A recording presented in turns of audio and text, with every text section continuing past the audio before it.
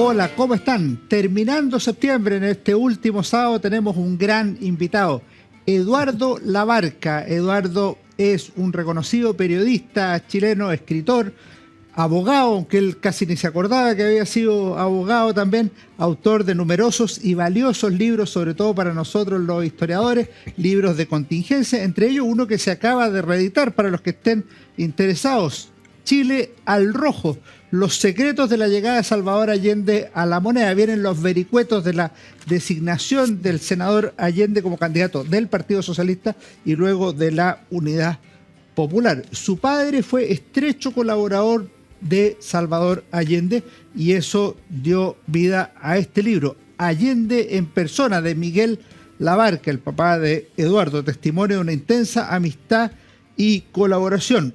De hecho, Eduardo le llamaba tío a Salvador.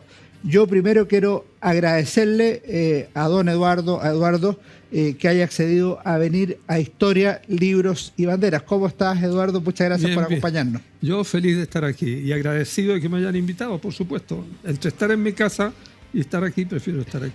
Muy bienvenido, Eduardo. Muchas gracias.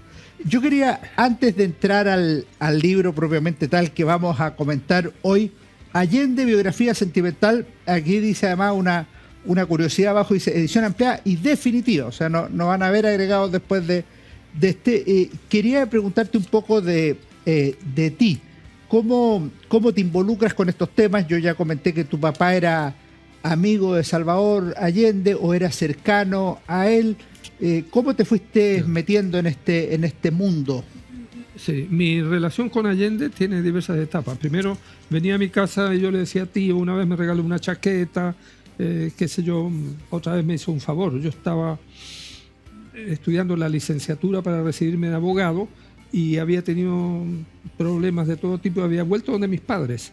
Y entonces él llega un día con mi padre, habían enterrado a su hermano Guillermo Allende, y me dice, ¿dónde estudias? Yo le digo, estudio en el parque, no tenía dónde estudiar.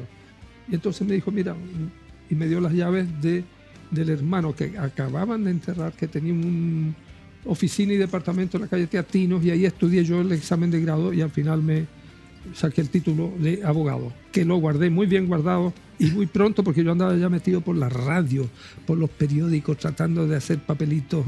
Cuéntanos un poco de tu mundo periodístico, porque a mí una cosa que me impresionó en Chile al Rojo es la cantidad de información que tú manejas, supongo que parte por tu labor periodística. Bueno, eso ya es mi etapa de periodista. Antes yo con Allende tuve que ver porque siendo estudiante de secundaria y luego universitario me involucré en la actividad política juvenil. ¿En las campañas? En las campañas de Allende, así que ahí ya no era mi tío, era el candidato, pero porque como Allende fue candidato en 4 veces, yo estuve metido en las 4 campañas en diversos niveles, primero casi infantil y luego ya más grande. En un momento yo fui candidato a presidente de la FECH, de la FECH, por la Juventud Comunista en la que yo militaba. ¿Y a qué le competiste ahí? Ahí competí con la Democracia Cristiana, pero mi candidato a vicepresidente se llamaba Ricardo Lagos Escobar. Ah, pero qué notable. La lista era Labarca, Lagos. Perdimos naturalmente. Y yo no seguí en la política y en cambio Ricardo Lagos hizo su propia carrera. ¿Y le fue bien? Le fue mejor que en esa elección. Entonces, bueno, entonces yo me involucré de diversas maneras en las campañas y luego, antes de lo que cuento en este libro, hubo unas conferencias en La Habana, 2 conferencias internacionales que fueron la locura, la llamada conferencia de la Tricontinental, ¿sí? Asia, África y América Latina, las 3A, y luego la de la OLAS, la Organización Latinoamericana de Solidaridad. Ahí estaban todos los guerrilleros del mundo, menos el Che Guevara, que había desaparecido. Claro. Y todos preguntaban, ¿y dónde está el Che? Entonces todos decían, no. Ya. Y ahí entonces, en la delegación chilena, yo fui como representante de los jóvenes, o sea, yo era representante con voz y voto en la delegación chilena, donde Allende era el de más peso, y el presidente en esa primera conferencia fue Manuel Rojas, el escritor que daba un equilibrio porque había varias fuerzas metidas, y la segunda vez simplemente Allende, el presidente de la delegación chilena. Y ahí, pero para viajar a Cuba teníamos que ir a Praga. No había posibilidad de ir de Santiago a Cuba, país latinoamericano directamente. Entonces había que tomar un avión, porque estaba el bloqueo, ¿no? Había que tomar un avión. Había en Europa. Tomábamos, me acuerdo, un avión a París, de Air France. Ahí agarrábamos la línea checoslovaca. Estaba el telón de hierro ahí, ¿ah? Estaba la Guerra Fría. Ahí llegamos a Praga. Y en Praga había que esperar en unos hoteles ahí donde nos daban comida checoslovaca y nos llevaban al teatro, a varias cosas, hasta que venía un avión de Cubana de Aviación, que eran unos aviones vetustos, que cada cierto tiempo tenían que arreglarlos de nuevo para que no se cayeran. Bueno, y en ese avión se volaba de Praga a La Habana con escala en Irlanda o en Canadá, en Shannon o en Gander, en Canadá. Y se llegaba a La Habana. Ahora, en ese avión venían todos los guerrilleros más clandestinos que había, los que estaban peleando en Colombia, en Guatemala, en Brasil, en diversos países, en Venezuela también, y que estaban muy buscados, ilegales. Bueno, pues iban ahí, en el avión iban todos. Perfecto. Decían, ese es tal, ese es Turcios Lima, un guatemalteco que había sido oficial del ejército. Ese es el Medina, el de Venezuela, que también había sido militar. Bueno, así se llegaba a Cuba y había esas grandes conferencias, y ahí entonces la convivencia con Allende era absoluta, del desayuno, de subir la maleta, de ver qué íbamos a comer, o nos invitaban al Tropicana o qué sé yo. Entonces, ese es otro Allende que yo conozco. Ahora, esa conferencia que tú mencionas, la de la OLAS, fue en julio, agosto, fines de julio, comienzo de agosto del 67. Sí. Salvador Allende era presidente del Senado. Claro, Salvador Allende fue, el 66 fue la tricontinental. Ahí estaban todos los guerrilleros y la delegación chilena, aquí estaba Allende y toda la prensa internacional. Ahí estaban la occidental y la oriental y toda la prensa. Y todos venían a hablar con Allende porque era el único pajarraco que decía: la revolución chilena será por métodos pacíficos, con sabor a chicha y empanada. Nosotros tenemos una larga democracia y vamos a respetarla, y por la vía electoral vamos a qué sé yo. Todos los demás eran guerrilleros. Entonces, Allende lo entrevistaba a medio mundo. Bueno, y al año siguiente se hizo la reunión de la OLAS. O sea, se hizo primero los 3 continentes y luego una en África, otra en Asia y otra en América Latina, en La Habana de nuevo. Y ahí Allende fue el presidente de la delegación, era presidente del Senado. Y claro, lo atacaron mucho. Incluso hubo un periódico que puso un titular diciendo: volvió Salvador Allende, senador por La Habana. Allende no se enojaba, se moría de la risa. Pero la OLAS no tuvo ninguna repercusión en Chile ni en ninguna parte. En Chile se hizo una reunión, se nombró presidente de la OLAS chilena a Niceto Rodríguez, que era un senador socialista, y nunca más hubo una reunión y nunca más se habló de la OLAS. ¿Ah? Porque ¿qué iba a hacer la OLAS en Chile? Si no había guerrilla, había una elección y no tenía nada que ver. No tenía futuro. Claro. Cuando Allende vuelve, he entrevistado a personas de la época que estaban en las juventudes socialistas o más cercanas al MIR, y lo encontraban un poco gastado. O sea, le reconocían sus méritos, su trayectoria, pero encontraban que para la etapa que venía, la del 67 en adelante, el 70, Allende como que debía dar paso a alguien nuevo. Bueno, hay que decir que la revolución cubana cambió todo el cuadro político, ¿no? Por supuesto, le dio mucho impulso a la izquierda en general. El hecho de que hubiera un país, además que, era la época, digamos con todas sus letras, en que la revolución cubana estaba en auge. Porque estaba tomando medidas, haciendo la reforma agraria total, la reforma educacional, alfabetización, qué sé yo. Entonces los campesinos venían a La Habana con sus machetes y los golpeaban ahí, 1 millón de campesinos. Entonces la revolución cubana estaba en su auge y eso impulsó mucho a la izquierda. Pero también, en el caso de Chile, le dio y entusiasmó a la izquierda, digamos, que empezó a hablar de la cosa de la vía armada, ¿no? Como que no había posibilidad si no había una vía armada, un ejército del pueblo, lo que fuera, cosa que entonces repercutió en el Partido Socialista, y tan es así que Allende estaba constantemente en minoría en el Partido Socialista, y cuando lo van a proclamar ya finalmente antes de la elección del 70, cuando él va a triunfar, en el Partido Socialista lo eligen por 9 votos contra 10 abstenciones. Claro. O sea que Allende partía en minoría dentro de su propio partido, donde estaba Carlos Altamirano, que era un hombre que venía de la alta sociedad chilena, pero que a la vez se radicalizó, y el que decía avanzar sin transar, ¿ah? Durante el gobierno de Allende, y él andaba muy abrazado con la gente del MIR, etc. Allende se reunía con el MIR. Su sobrino era uno de los líderes del MIR. Allende se reunía con todo el mundo. Allende era amigo, yo lo comprobé porque en mis tiempos de reportero en el Senado, yo estaba en el Senado todos los días. Allende era amigo, por ejemplo, de Francisco Bulnes Sanfuentes, el Marqués Bulnes. Se sentaban a resolver un lío que había en una comisión o una votación, cosa que hoy día en Chile es muy raro que suceda. Se sentaban y negociaban. Y era amigo de Juan Antonio Coloma, padre del presidente del Senado. Conservador, que era un hombre de origen muy modesto.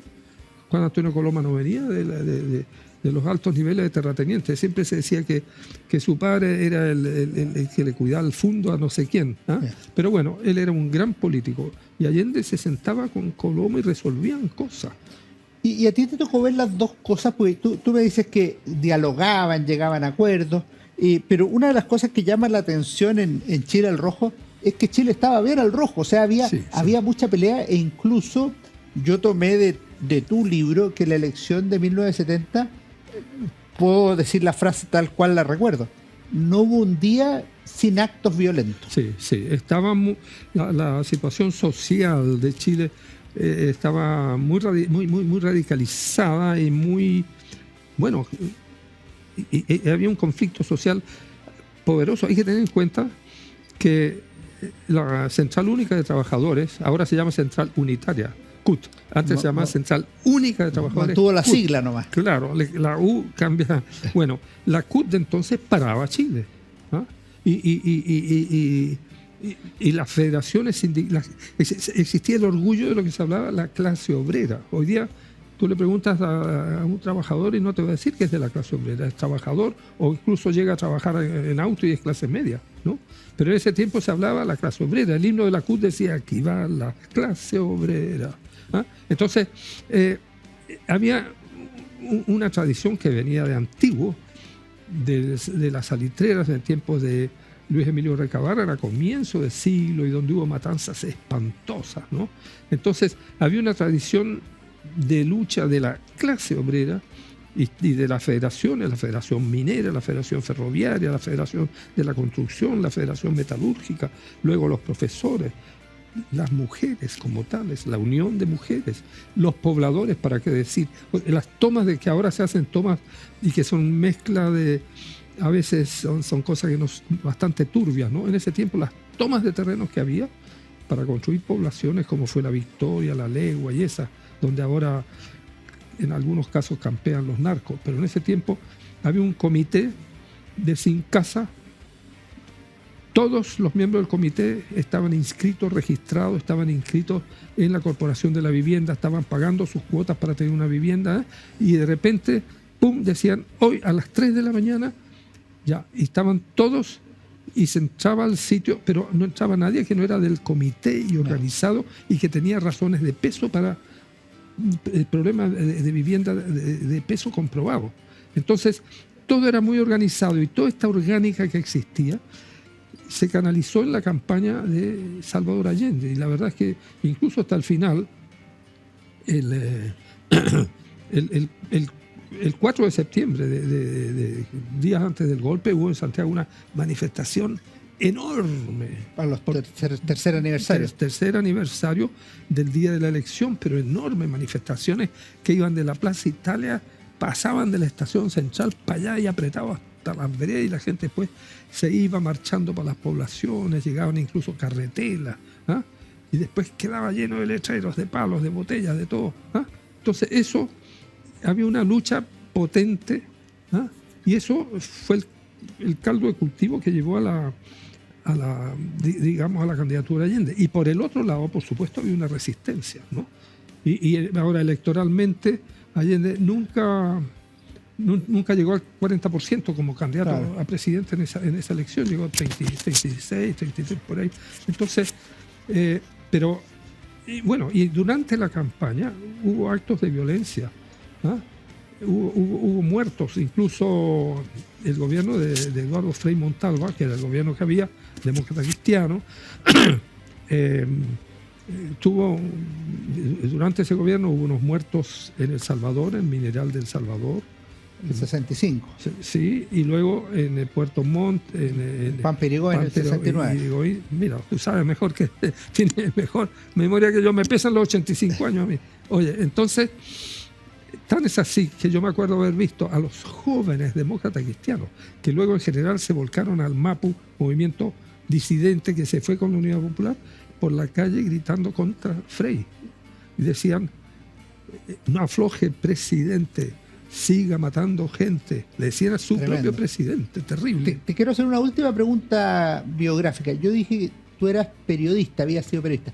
¿Eras un periodista consuetudinario en esa época o estudiaste periodismo? No estudié nunca. Fui de la última generación que no estudiábamos periodismo. ¿Ya? Nos inscribíamos, había un sistema rarísimo.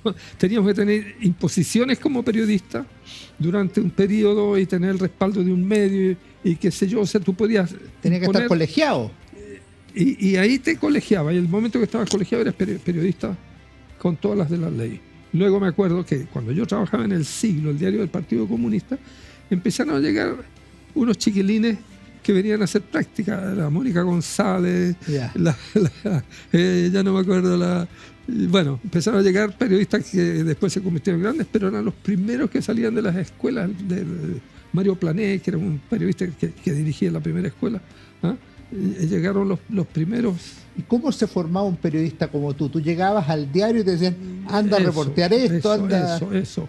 Anda. Bueno, primero, claro, uno metía mucho la pata, pero además me tocó mucho ir a reportear a poblaciones. Íbamos en micro, y nos daban la plata para el pasaje de ida y vuelta, con un fotógrafo, ¿no? Había una toma, había una manifestación y para llegar allá en micro, ¿qué micro llega para allá? Tomar una, después tomar otra, y a la vuelta escribir y con un dedo así y luego había el jefe de crónica que te revisaba y después te decía, y ahí sigue aprendiendo. Perfecto. Vamos a hacer un pequeño alto, Eduardo, y volvemos luego con Eduardo Labarca, autor de esta biografía sentimental de Salvador Allende. No se vayan. En nuestra obra Historia de Chile 1960-2010 de la Universidad San Sebastián encontrarás un análisis sobre la crisis y ruptura de la democracia chilena antes de 1973, la creación de un nuevo orden institucional y la democratización y desarrollo del país en las últimas décadas. Conoce más en uss.cl. En CMPC llevamos un largo camino fortaleciendo nuestro trabajo, lo que nos ha permitido desarrollar distintas iniciativas junto a comunidades, por ejemplo, con la recuperación de un árbol extinto o el restablecimiento de agua potable en zonas rurales, la conexión del turismo y cultura a través de una sola ruta, o también el desarrollo de envases reciclables y amigables con el medio ambiente. Son esos y otros desafíos los que hoy nos permiten creer en el valor de las soluciones inspiradas en la naturaleza. CMPC, creando valor natural. Conoce más en cmpc.com. Volvemos en Historia, Libros y Banderas. Estamos conversando con Eduardo Labarca, periodista, escritor. Te quería preguntar por este libro que marcó un tiempo, Corbalán 27 horas. Sí. Probablemente, yo no sé si es la entrevista más larga de un dirigente político en los años de la Unidad Popular. ¿Hay alguna por ahí del general Vió a Florencia Varas, alguna más por ahí? Sí. Pero como entrevista política esta es de lo más completo. ¿Cómo surgió? ¿Cuál era el objetivo de entrevistar al secretario general del Partido Comunista? Yo era periodista del diario El Siglo y comunista. Ahí o eras comunista o era el diario del Partido Comunista. Bueno, entonces, en realidad Corbalán pasó a ser senador y yo cubría específicamente el Senado, las noticias. Entonces hablábamos a cada rato y yo le propuse esto ¿ah? Él le gustó porque él era periodista y le gustó la idea. Pero yo dije, mire, compañero Corbalán, yo hago todas las preguntas. Si usted me censura una pregunta o si una pregunta me la pide, no hay libro. ¿Ah? Fue un compromiso y estaba la editorial Quimantú, ¿ah? que tiraba y tiraba libros. Así que ese libro salió por Quimantú. Quimantú, así es. Y ese libro estaba por todos lados. Por todos lados. Correcto. Ahora, hay momentos en que Corbalán se me corre y se me escabulle, pero yo nunca le doy la pasada. ¿Ah? Como por ejemplo, ¿qué va a suceder si en la próxima elección gana la oposición y no gana Allende, ¿no? ¿Te entregan el poder? Esa fue de las más difíciles de las preguntas. Y al final él como que dice que la pregunta no es oportuna y yo le digo, bueno, la pregunta está hecha, esa es su respuesta, pero quedó claro que él no quería comprometerse. Ni para allá ni para acá. Claro, hay que tener en cuenta que, los partidos comunistas eran muy... tenían su doctrina, y la doctrina era, bueno, el socialismo, la dictadura del proletariado y luego el comunismo, o sea, no hay vuelta atrás. Entonces esa posible vuelta atrás a Corbalán lo incomodaba, y justamente la virtud que en ese libro es que queda claro que lo incomodaba.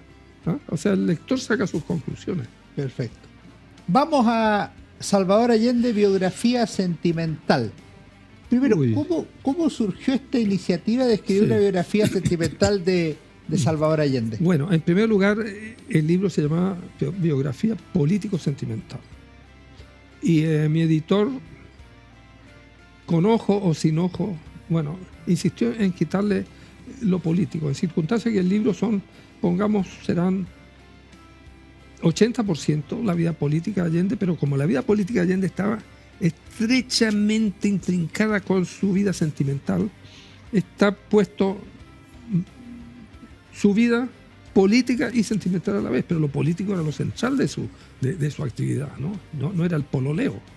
Entonces, bueno, al quitarle el político se creó un problema. Hay gente que cree que es un puro libro sobre las relaciones sentimentales de Allende y no piensa. Perdón, ¿me acepta una interrupción? Yo fui de ellos. Tú sabes que la primera vez que yo tuve este libro en mis manos, yo estaba estudiando la elección de 1970 y no lo leí.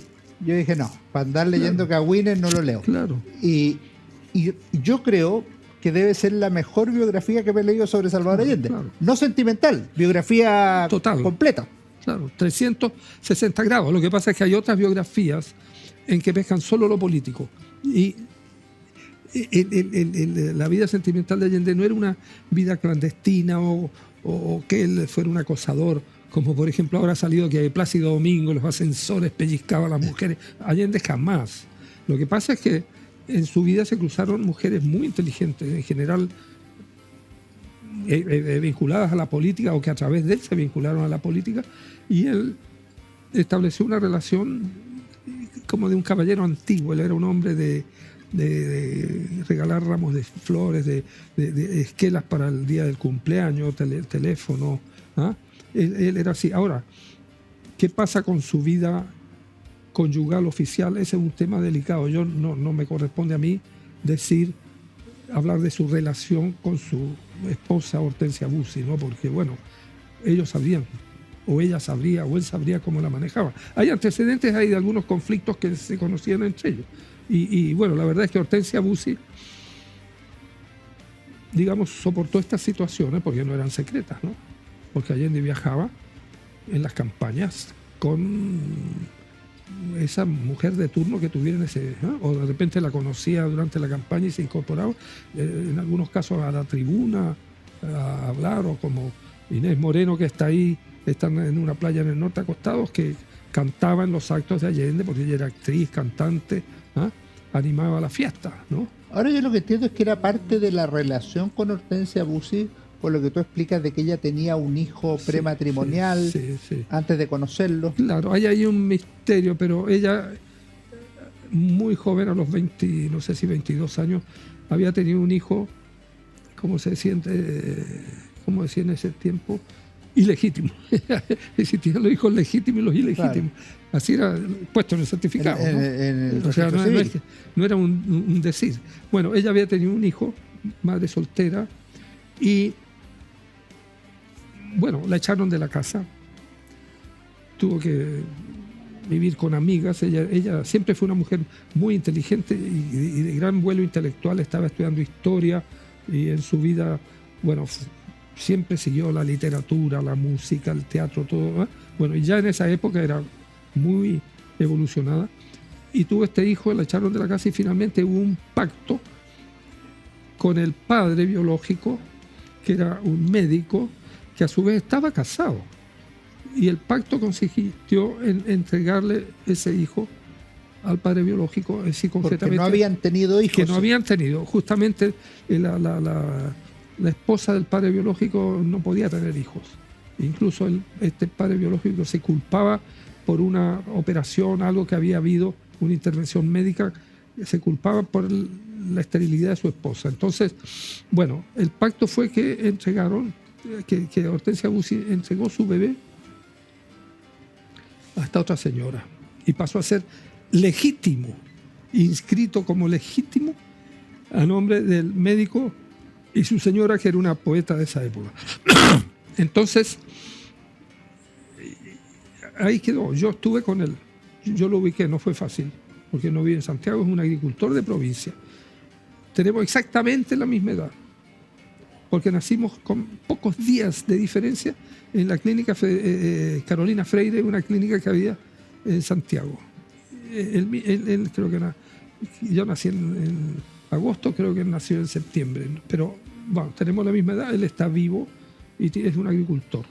Bueno, pues tal vez eso pesó en la relación, porque luego Hortensia Bussi quiso recuperar el hijo y le propuso a Allende que lo incorporaran a la familia antes de tener sus hijas. Y Allende no quiso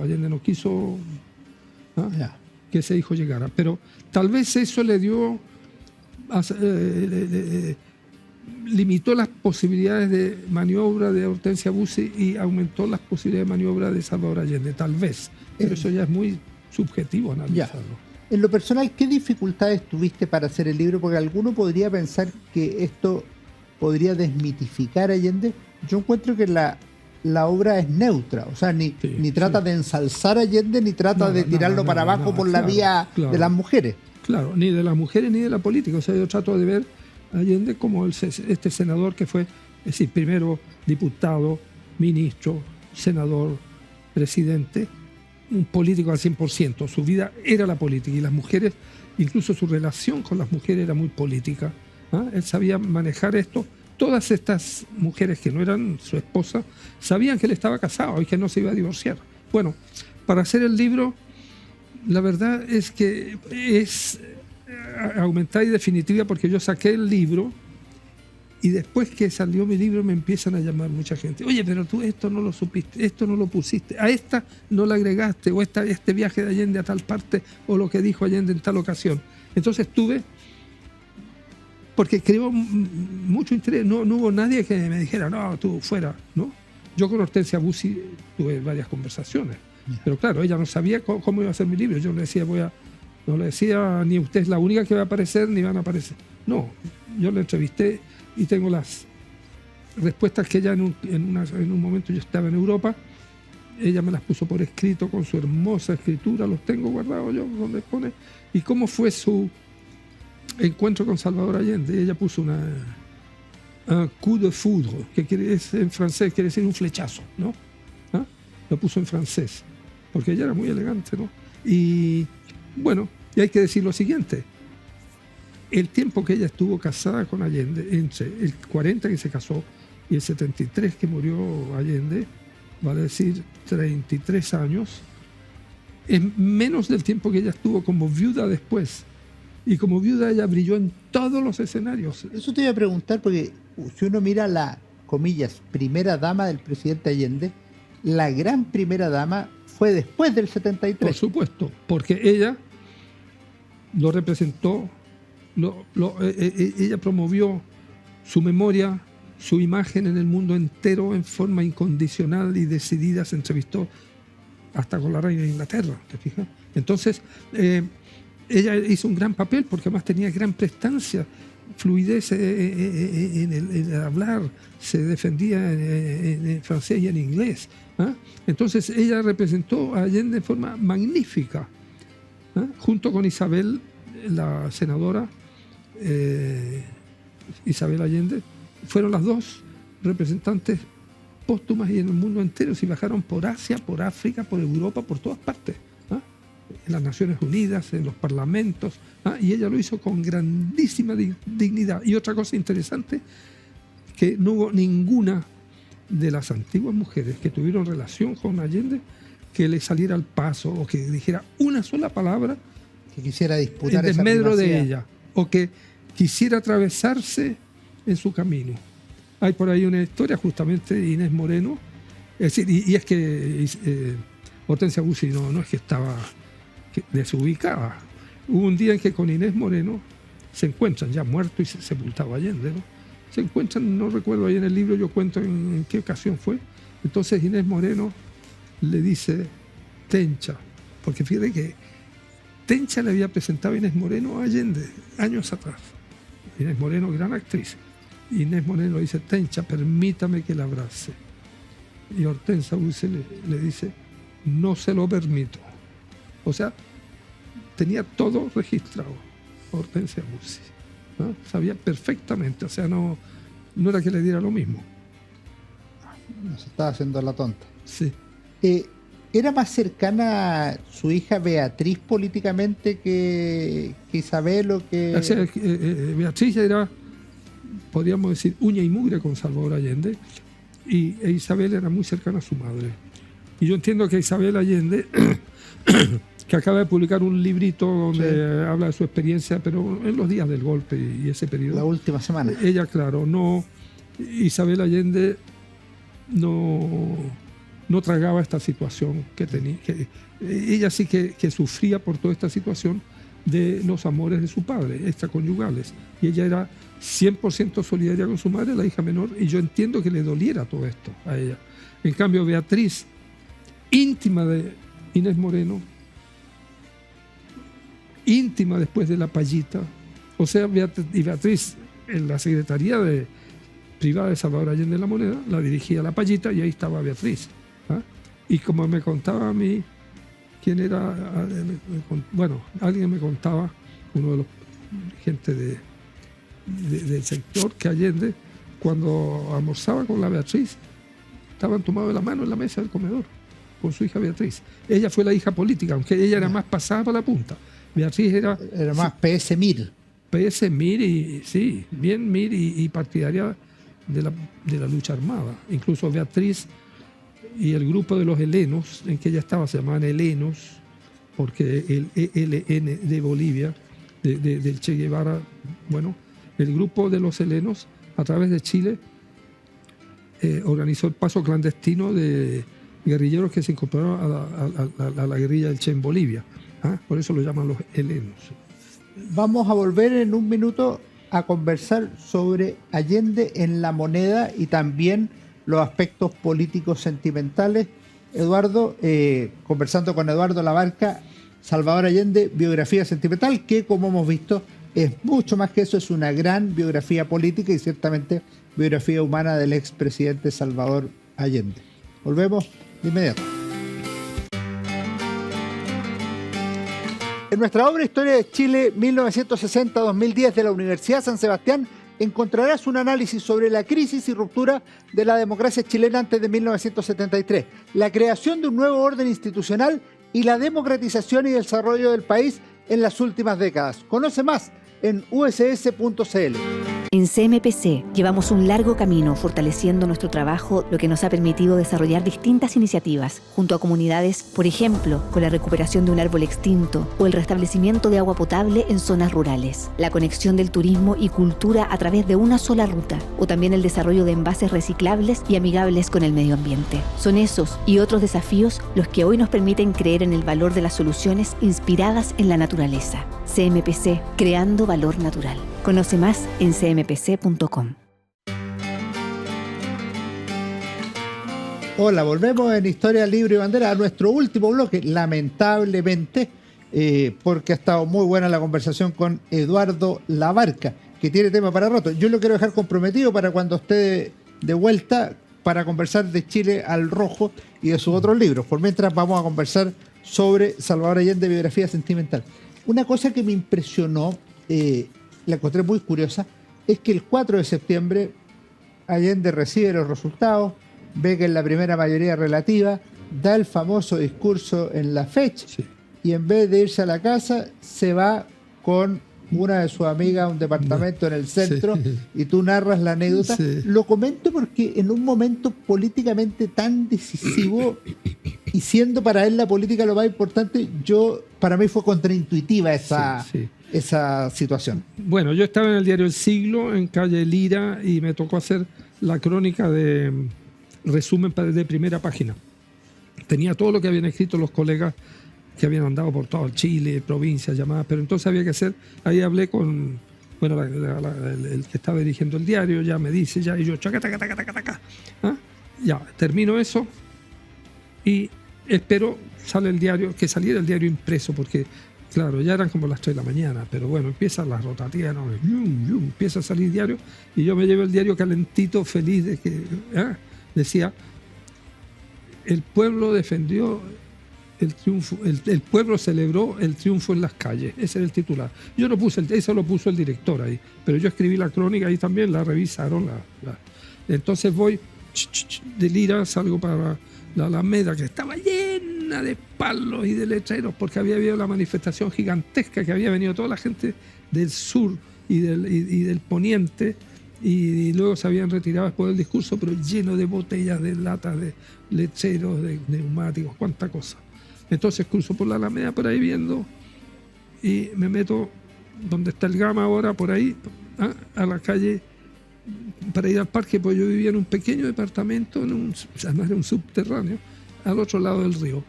Y cuando voy a llegar al parque forestal, ahí veo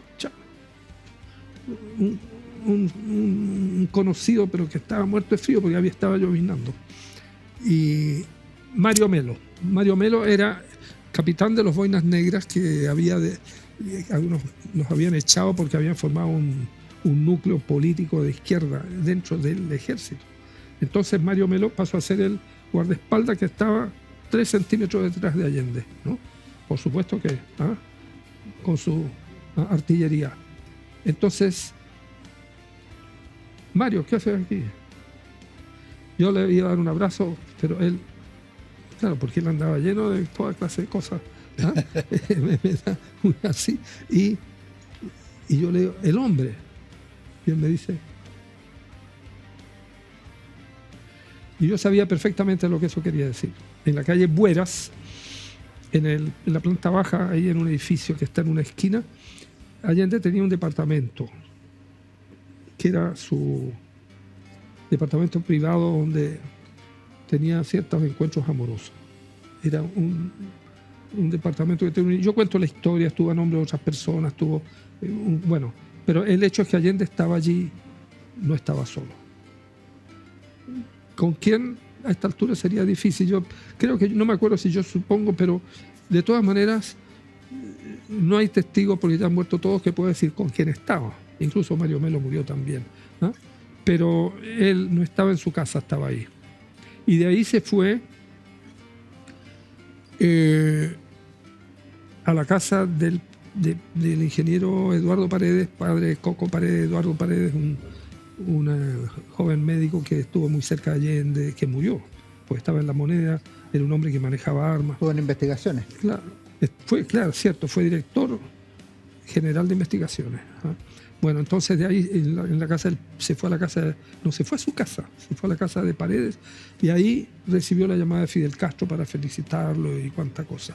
Además, antes de venir para Bueras, después yo, atando cabos, descubrí lo siguiente. Mi padre, al otro día, yo voy a ver a mi padre, a felicitarlo, porque él había trabajado más de 20 años, había sacrificado muchas actividades personales para ayudar a Allende, porque mi padre, que era una especie de enciclopedia, le preparaba toda clase de materiales para los discursos y los proyectos, que Allende por lo demás nunca leía discursos.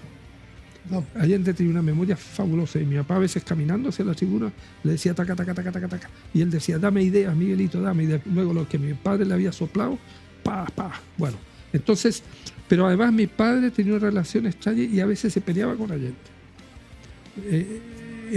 Se peleaba porque encontraba que Allende no debía haber hecho algo y se lo decía de frente. No por estas cosas las mujeres, pero... Y resulta que para el día 4 de septiembre estaban peleados con Allende. Peleados. Era casi como las peleas de los matrimonios. ¿Te fijas? O sea, mi padre decía, eres un oportunista, porque esto que dijiste, y qué sé yo. Y Allende se reía, pero bueno, quedaban un poco enojados. Y estaban peleados ese día. Mi padre y mi madre, porque vivían también cerca del parque forestal, se fueron a la fecha, escucharon el discurso y se volvieron, se acostaron. Y cuando yo voy al día siguiente en la mañana, mi padre no está. Y mi madre me cuenta que estaban medio durmiendo y sienten tic, tic, tic en la ventana. Unos golpes de unas piedrecitas, pensando que pasaba algo, ¿no? Y estaba Allende ahí. Allende venía de la fecha. Iba hacia afuera seguramente. Debe haber ido con Mario Melo caminando. O algunos de sus autos. Y había venido y se dieron el abrazo abajo. Y Allende le dijo, te necesito mañana a las 8 de la mañana en Guardia Vieja, o sea, la casa verdadera, ¿no? La casa de él. Y así, y al día siguiente para preparar las declaraciones, las intervenciones, las entrevistas, toda la prensa mundial entrevistándolo. Entonces, así era Allende y así eran las relaciones. Y bueno, y así fue esa noche, 4 de septiembre. En la parte final, el presidente Allende, ya presidente, tuvo una relación con Gloria Gaitán, una colombiana, quien esperaba un hijo del presidente Salvador Allende al momento del 11 de septiembre. Sí.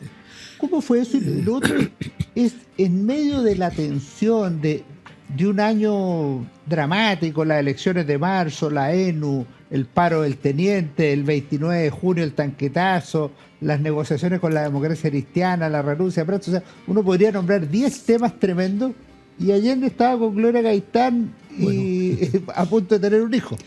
Yo estaba en Cuba cuando Allende conoció a Gloria Gaitán. Gloria Gaitán era hija de Jorge Eliezer Gaitán, líder liberal, progresista, revolucionario de Colombia, que fue asesinado el año 48 por los gamonales, como ellos dicen, o sea, por los dueños de la tierra, porque él impulsaba la reforma agraria, que le pagaron a un gañán para que lo matara, y se estalló el Bogotazo, donde murieron cientos de personas, una especie de, alzamiento popular y represión, y fue una matanza. El Bogotazo con la muerte de Gaitán. Y la hija, Gloria Gaitán, que era una muchacha esbelta, me acuerdo de las pocas que en medio de todas estas tribunas andaba de blue jean y qué sé yo. Ella, Allende la conoció en Cuba y luego en enero del 73, sabiendo que ella estaba sin trabajo, ella había estudiado economía, algo así, la invitó a Chile y se creó una oficina de planificación que era el germen del Ministerio de Planificación Económica, y allí la puso a trabajar porque era su oficio, ella era economista, socióloga, no sé qué. Y se inició entre ellos una relación de estas que tenía Allende cada cierto tiempo. Y curiosamente, Allende de la campaña, todo el mundo conoce a la Payita, la que fue la secretaria, que era la vecina. La Payita vivía por detrás de la casa de la familia Allende, por la calle Juana de Arco, y yo estuve el día en que la Payita me dijo, mira, te voy a mostrar, y habían abierto una puerta, comunicaron las dos casas. Bueno, la Payita fue secretaria y también, más que secretaria, ¿no? Y la Payita era dentro de lo no oficial, era lo más oficial. En cambio, la Gloria Gaitán era algo que muy discreto.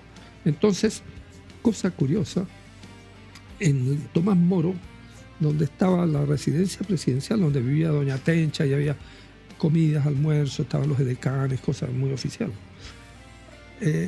Cuando la señora Tencha se iba a dormir al segundo piso, Allende mandaba a buscar a Gloria Gaitán. Bueno, según yo a ella la entrevisté, estuve como 2 semanas en Bogotá hablando con ella todo el día. Ella estaba esperando un hijo de Allende, que iba a ser hijo de Allende, nieto de Gaitán. Y ellos lo conversaban eso. Y Era como nieto hijo de la Revolución Americana. Claro, o sea, yo no sé, a lo mejor habría sido un monstruo, ¿no? Porque ese nieto de Allende dijo, Gaitán, ¿dónde lo ponen? ¿No? El hecho es que ella llegó a Bogotá y va por una calle, después del 11, después del golpe, va por una calle y de repente tuvo una pérdida y dice que entró justamente donde un médico que se llamaba Gaitán, que vio un lechero, ginecólogo, entró y tuvo un aborto allí en la oficina y perdió al hijo. Ahora Gloria Gaitán ha sido entrevistada últimamente por diversos periodistas y Tomás recuerda Moschati la entrevistó hace poco en Bio Bio sí. a propósito Sí. de los 50 años. Él fue Sí, a Colombia. ¿Ah? Y entonces y Gloria Muy Gaitán interesante la entrevista. fue yo diría la persona con que Allende pudo confiar sus angustias en el último tiempo, porque en una tribuna Allende tenía que ser firme, resuelto, ¿ah? Ya, frente a Tencha, frente a la propia Payita, que dirigía la oficina ahí donde entraba la gente, qué sé yo, Allende tenía que ser el hombre de acero, ¿no? Pero la Gloria Gaitán se convirtió en el hombro donde él podía descargar su depresión. ¿Y por qué? Porque además ella no era chilena. ¿Ah? Claro, estaba Si en otra Allende, lógica. claro, iba a mostrar su depresión a la Payita o a su propia hija o a la Tencha, todo eso se iba a correr. Pero en cambio Gloria Gaitán, como no era chilena, él le podía decir cosas tan terribles como esta. Decía, yo soy un hombre al que le quedan 6 meses de vida, 6 semanas, 6 días o 6 horas de vida. Eduardo, te quiero preguntar una cosa que hago con todos los invitados.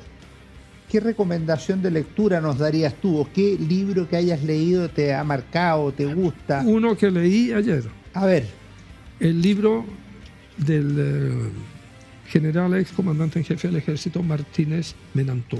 ya. Que acaba de aparecer. Acaba de aparecer, lo compré en una librería y me lo llevé y no me pude quedar dormido hasta terminar de leerlo. Es un libro breve. ese. Relativamente breve, pero con mucha enjundia. Ya. Es el libro de la mentalidad militar que necesita un país como Chile.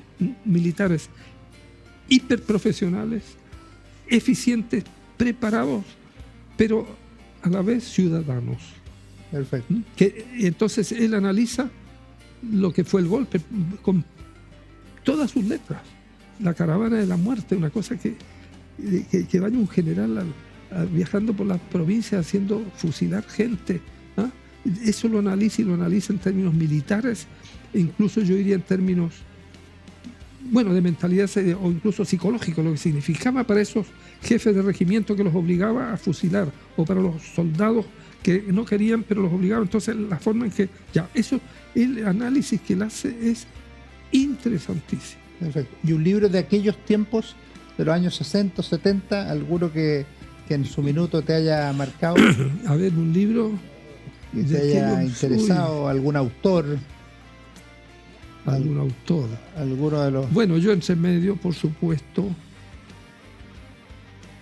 que leía a los autores latinoamericanos ¿Del boom? del boom, que el boom empezaba recién. Sí, pues. ¿Te gustó alguno en especial? Bueno, del boom recuerdo, digamos, Rayuela, 100 años de soledad, Perfecto. son los que recuerdo, a pesar de que entiendo que 100 años de soledad es un poquito posterior. Yo lo leí ya en el exilio, no sé Ya. si ya... si No, ya había se- aparecido, sí. Sí. Pero qué buena cosa. Oye, Eduardo, no sabes cuánto te agradezco que hayas venido a Historia, Libros y Bandera a compartir con nuestros auditores, lectores. Libro muy recomendado, Eduardo Labarca, Salvador Allende, biografía sentimental. Y ojalá se cumpla esto de republicar Corbalán Sí. 27 horas. Aquí está el de tu papá, leído y archileído por mí también, Allende en persona. Y por último dejamos este Chile al Rojo, que va a ser la próxima invitación que te haga por acá. Ojalá Ya, te anime a ver eso. ya. Así que muchas gracias, Eduardo. Bueno, muchas gracias. Me he sentido muy bien aquí. Hacía tiempo que no estaba en una radio. Yo, cuando era joven, trabajé en un montón de radios, ¿ah? Incluso en la Radio Nacional, donde había una mesa de pool y después que nos pagaban, el dueño de la radio nos jugaba el sueldo al pool ¿Quién ganaba?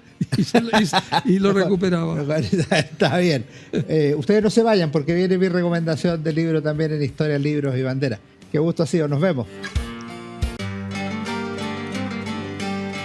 Hola, ¿cómo están? Soy Alejandro San Francisco y esta semana en Historia, Libros y Banderas vamos a recomendar este libro de Andrés Joanet, Golpe al Estado, el octubre chileno. Se viene octubre, 4 años del 18 de octubre, la revolución de octubre de 2019. Creo que es una excelente lectura porque mezcla los análisis politológicos con la comprensión histórica del momento, las debilidades de la cultura política chilena, también de las instituciones y cómo se fue resolviendo el conflicto que de alguna manera todavía está vivo en la sociedad chilena.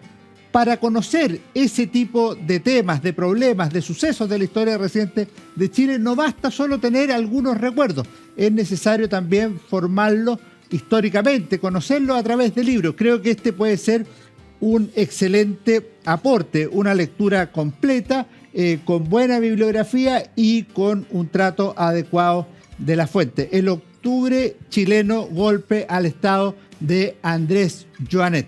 Que esté muy bien, nos vemos en nuestro próximo Historia, Libros y Banderas.